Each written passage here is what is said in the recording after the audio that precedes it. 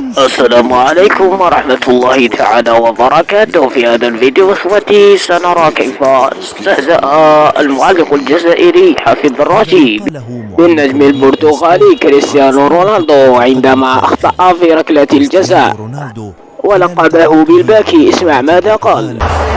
الحمد لله شفنا رونالدو نشوفوا اذا بدا البكاء من الان ولا لا. نتذكر بكيت في قطر وبكيت في المانيا وبكيت في السعوديه. الدراجي بدأ يتجاوز الخطوط الحمراء في تعليقه، وأصبح يخلط بين التعليق والتحليل والاستهزاء وحتى بعض الأحيان بالسخرية. إلى متى إدارة بي إن سبورت ستتغاضى عن هذه السلوكيات؟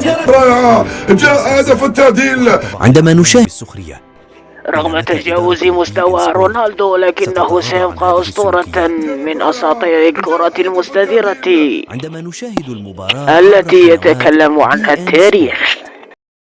إن أعجبك الفيديو فلا تنسى الاشتراك في القناة والضغط على لايك ليصلك الجديد بإذن الله.